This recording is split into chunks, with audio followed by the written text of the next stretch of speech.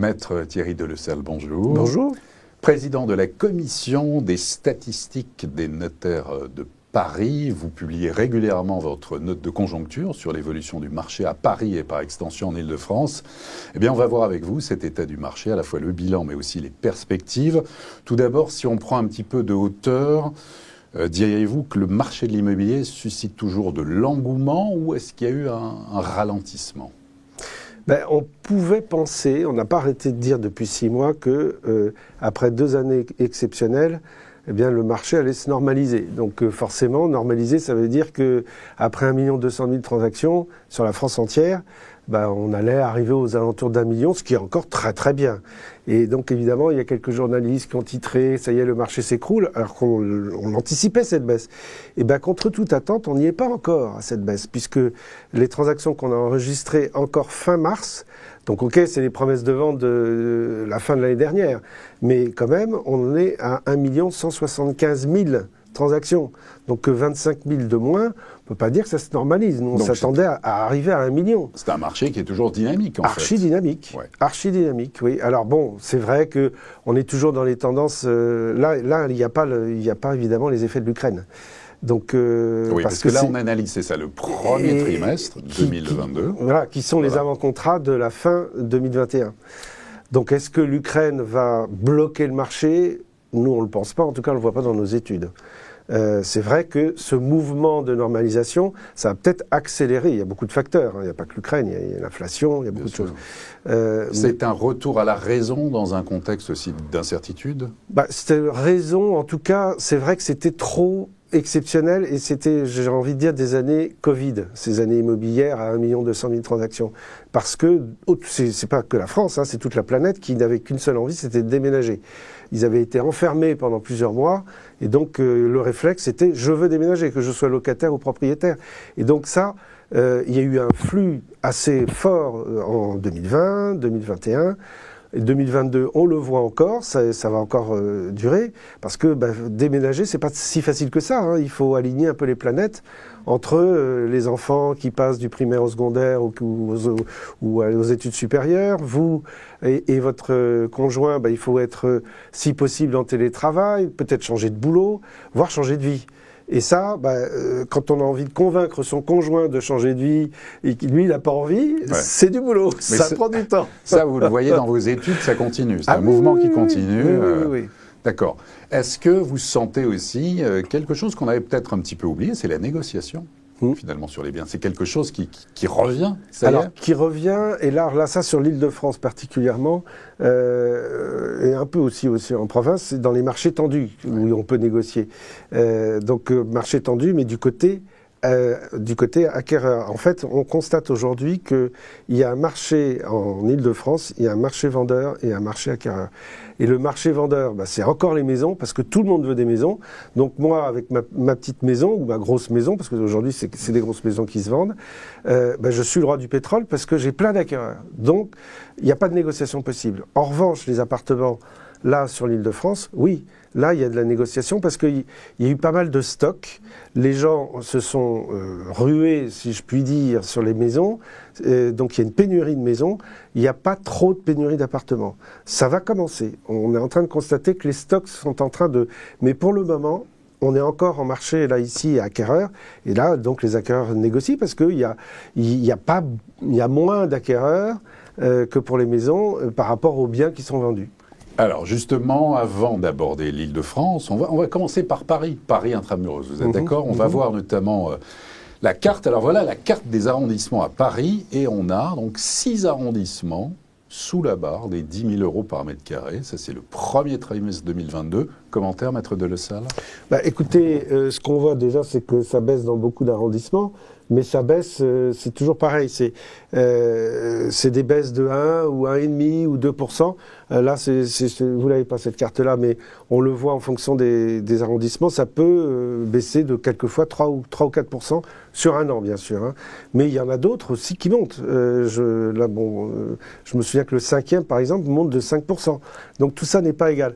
Ce qu'on peut voir, c'est que quand même, il y a une gentrification qui continue à Paris, où on voit tous ces arrondissements périphériques du 18, 19, 20, 12, ils sont encore en rose parce qu'ils sont à moins de 10 000, mais pour autant, ils montent. Et l'écart entre le plus cher qui est le 6e et le moins cher qui est le 19e, on est à 1,56. Et il y a encore 20 ans, on était à plus de 2, on était à 2,2. Donc pour vous dire que les arrondissements qui ont le plus profité des hausses, ces 20 dernières années, c'est les arrondissements populaires de tout le croissant Est. Et Porte de la Chapelle, Porte de Clignancourt, voilà, c'est ça. Ouais. Et on va voir sur l'évolution, sur le slide suivant, justement, sur les prix. Alors on disait, bon, ça y est, les prix baissent à Paris. C'est cool. J'ai lu ça. Pas du tout. Les prix baissent à Paris. Et puis, finalement, quand on voit justement l'évolution sur cette infographie, il y a une légère remontée avec, on va dire quoi, c'est une stabilisation des prix à 10 500 € par mètre carré. On est sur des moyennes, hein, bien sûr. Nous, on pense qu'on s'est un peu installé sur un plateau. En fait, Paris, il y a comme une résistance des prix, mais c'est un plateau qui oscille entre 10 500, 10 008. Ça dépend des moments, parce que c'est que l'année immobilière, elle se fait souvent au printemps.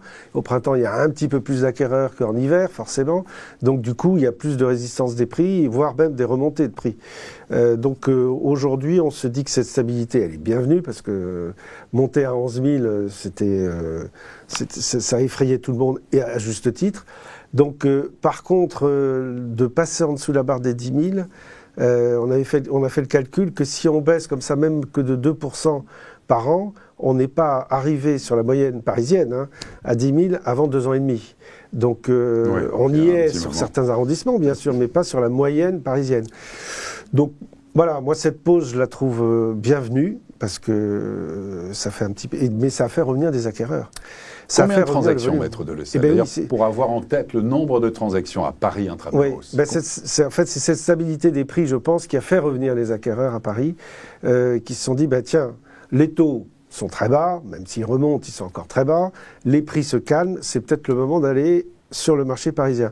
Et on a vu pas mal d'investisseurs qui sont venus sur Paris, pas forcément des utilisateurs, oui, il y en a bien sûr, mais des investisseurs qui avaient fait des plus-values assez importantes en bourse, et qui achetaient non pas des studios ou des 2 pièces, mais des 4-5 pièces.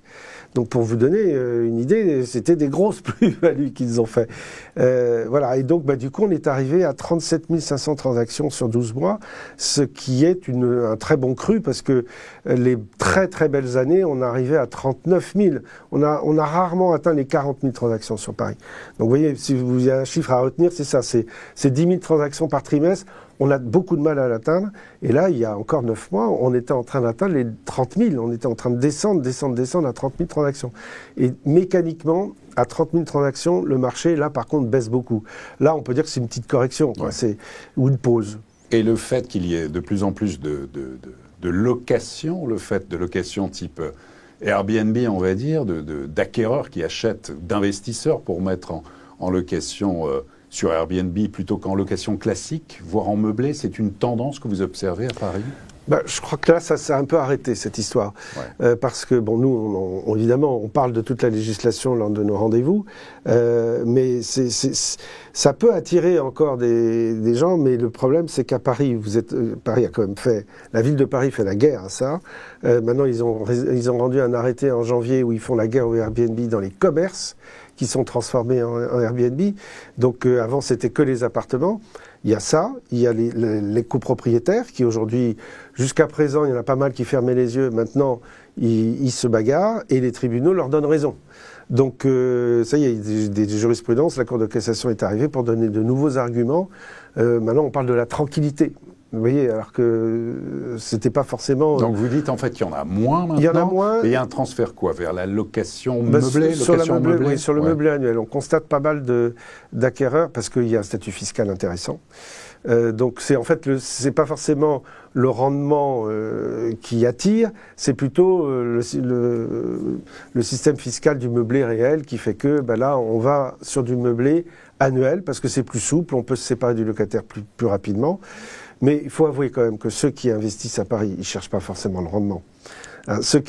Alors là, c'est vrai que le Airbnb faisait que j'investis dans la pierre refuge, dans la pierre coffre-fort parisienne, mais en plus, j'avais pas mal de rendement. Enfin, ça dépendait quand, parce que là, ils ont souffert pendant la pandémie, rendement zéro.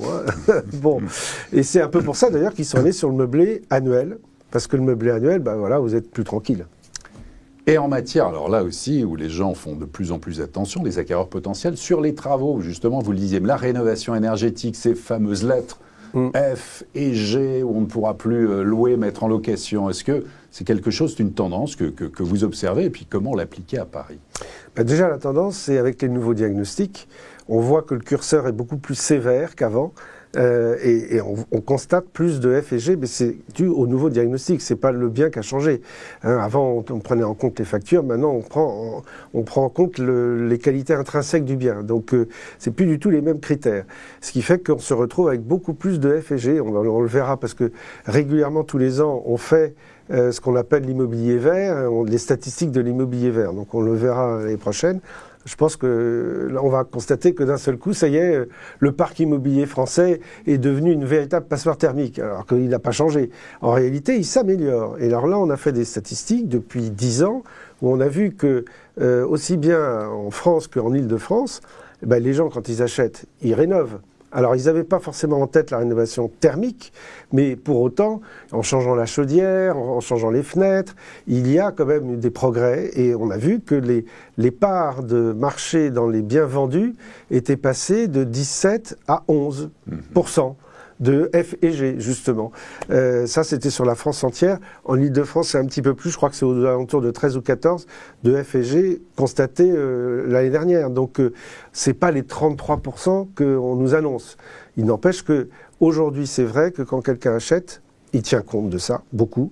Et maintenant, les travaux de rénovation énergétique comptent beaucoup dans le budget, parce que c'est devenu quelque chose d'important dans l'esprit des gens. Pour autant, quand vous le faites dans une maison individuelle, oui, c'est assez facile, on va dire, d'y arriver. Par contre, dans un logement collectif, en matière de copropriété, il y a beaucoup de travaux qui dépendent de la copropriété.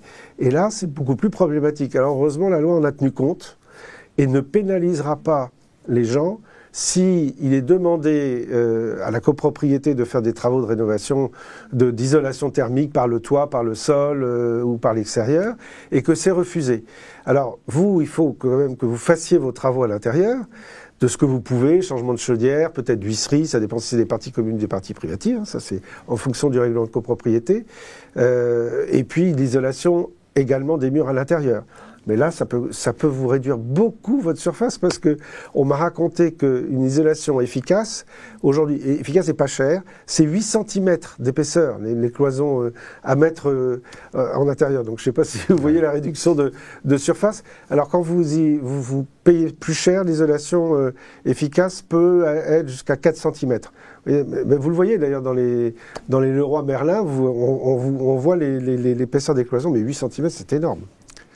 Autre tendance qu'on va voir là aussi en images, c'est évidemment l'engouement autour de la maison en Île-de-France. Alors, par rapport à l'appartement, là, on voit justement depuis un an l'évolution notamment là, des prix des maisons en Île-de-France excède largement celle des prix des appartements à Paris. Et puis, slide suivant.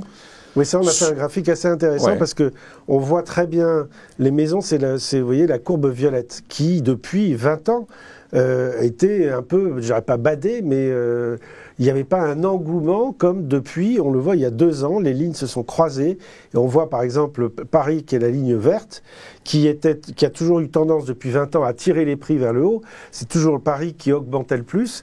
Ben là, vous voyez, il y a 2 ans, Paris passe en dessous et les maisons passent au-dessus. Donc c'est très significatif ce petit graphique. Et slide suivant, donc on va voir là sur l'évolution des prix. Alors voilà, des prix des maisons qui devraient, selon vos avant-contrats, accélérer ces prochains mois, augmenter de plus de 7%, c'est une moyenne, en un an en Île-de-France. Oui, c'est ce que je vous disais, c'est en fait ce marché qui est tendu aujourd'hui, et puis tout simplement l'immobilier, l'année de l'immobilier se fait au printemps. Donc on voit aujourd'hui qu'il y a une très forte tension sur les maisons.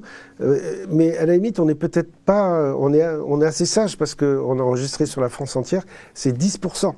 Ouais. Donc en moyenne, c'est 10%, ce qui veut dire qu'il y a des endroits où la maison individuelle, aujourd'hui en France, augmente de 15 à 20%. Et on le voit, et on le sait sur le littoral et autres.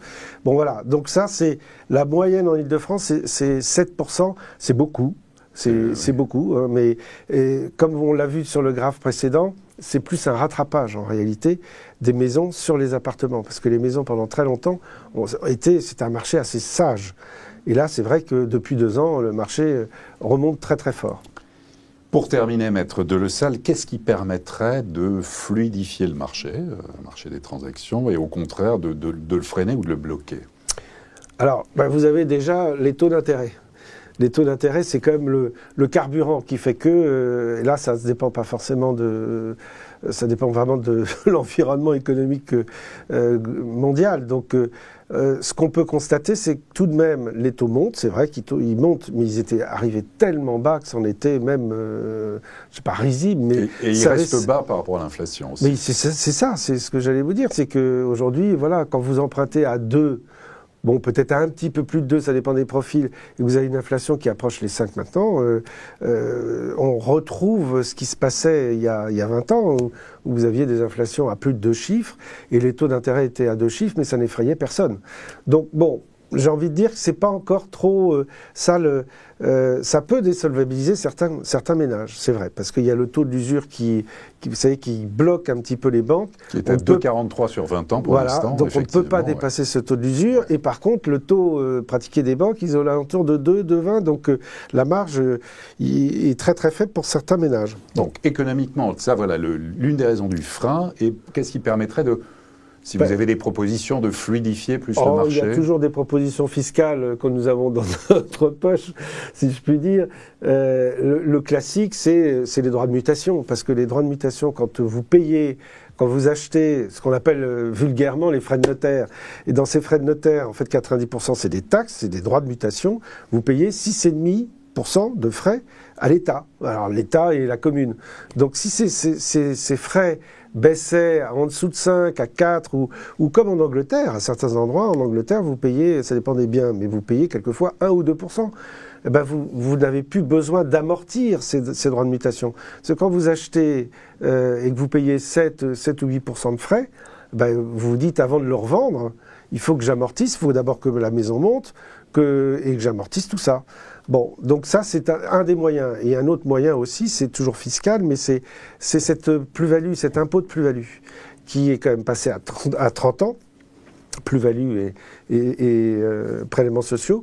C'est 30 ans. Si on l'a demandé déjà plusieurs fois, ça repassait à 15 ans, parce que c'était avant à 15 ans, évidemment que ça fluidifie le marché. Vous vous rendez compte que quand vous achetez un bien, un investissement, vous vous dites, je ne peux pas le revendre sans dommages pécuniaires avant 30 ans. Mais ça bloque un marché, ça. Vous dites, on voudrait que le long terme en immobilier soit à 15 ans et non pas à 30. Voilà, ça, c'est sûr que ça remettrait beaucoup de fluidité. Donc là, mais il y en a de la fluidité aujourd'hui. Oui, mais c'est l'une de vos propositions. Oui, il y a aujourd'hui des signaux qui sont assez inquiétants, effectivement, parce que de toute façon, le principe aujourd'hui de ce pouvoir d'achat qui fait que vous dépensez aujourd'hui pas loin du tiers, voire même quelquefois plus, de votre pouvoir d'achat dans le logement. Donc si le logement continue à monter en France, là, comme on le voit à 7%, Paris est calme, bon ça va, mais le reste monte beaucoup. Les gens ne vont plus y arriver. Alors justement, en conclusion, dernier mot, en cette période justement d'incertitude, à la fois économique, géopolitique, beaucoup se posent des questions. Quels conseils vous donneriez justement à ceux qui ont un projet immobilier là, actuellement, en ce moment? En quoi faut-il être particulièrement attentif? Ça, c'est une vraie question. Parce que vous donnez la réponse dans la question. Parce que j'ai envie de dire que par rapport à l'inflation, par rapport à cet environnement, les Français sont allés naturellement sur la pierre. Et donc et c'est ce qui explique pourquoi il y a encore des forts volumes dans la pierre, c'est que de tout temps, c'est le placement chéri des Français. Et à tort ou à raison, mais je crois que pour le moment, l'histoire leur donne raison, c'est que les Français sont allés sur la pierre parce que c'est un placement anti-inflation. Et aujourd'hui, il y a beaucoup de gens qui se disent, il faut que j'aille vraiment sur la pierre. Parisienne, francilienne ou autre, peu importe. Le fait est, c'est que quand vous vous logez, vous vous logez en fonction de votre choix de vie, mais c'est un pari gagnant d'acheter. Maître Delessal, merci beaucoup. Je vous en prie. Et à très bientôt pour une prochaine édition du Club Imo.